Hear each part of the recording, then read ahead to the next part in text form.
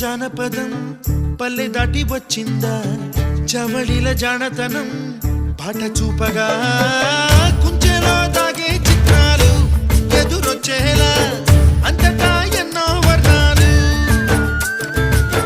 మంచులో దాగే చైత్రాలు బదులిచ్చేలా ఇంతలా ఏవో రాగాలు